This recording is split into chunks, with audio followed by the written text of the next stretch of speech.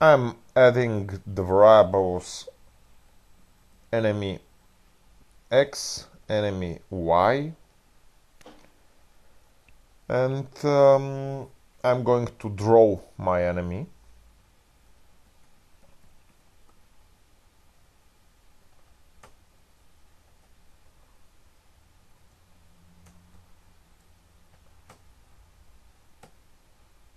I'm going to make him really big and scary.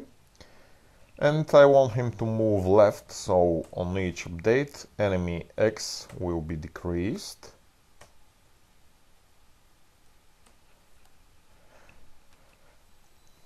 I've made a mistake on purpose. I don't know if you've seen it, but it's more important not to be able to see mistakes or not to never make them. It's more important for me to be able to fix them. So how to understand what is the problem with my code now, what to do to understand what's happening with the enemy. He's not visible, so something might be wrong with the drawing of the enemy, or something might be wrong with the coordinates on which he is.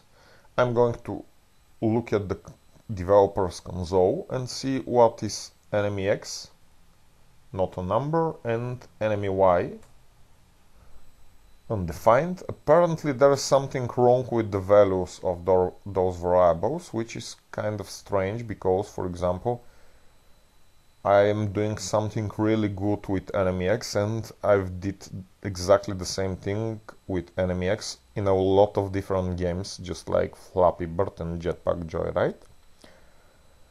Well, this line is really fine, but apparently there is something wrong after or before this line. We can understand this by putting console logs here before the line of code and after it.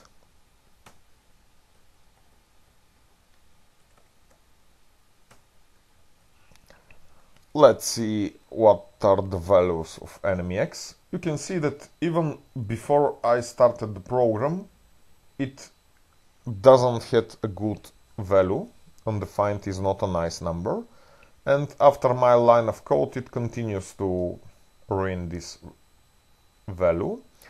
So what I actually need is some value before even the first execution of enemy X equals enemy X minus 3. So a good position for the enemy initially is 800. This will place him just outside of the canvas, so I think it will be fine. And now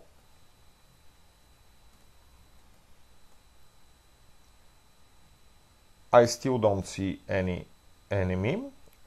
Apparently there is still something wrong with enemy X. It's a really negative number. Is this a problem? Actually no. The variable that had a problem all of this time is enemy Y. I should have given initial value for enemy Y2, and I think that for example 300 is a good value for enemy Y.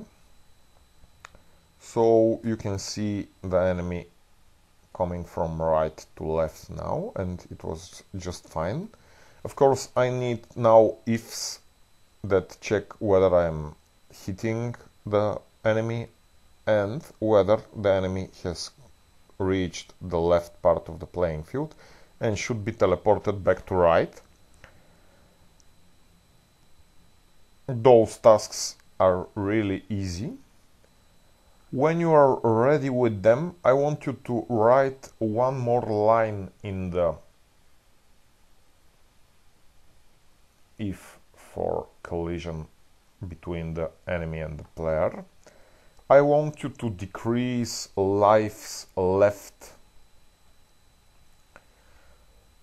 Lives left is a variable that will initially be, for example, 5. But we need to decrease it with each collision between the enemy and the player. This is your task now.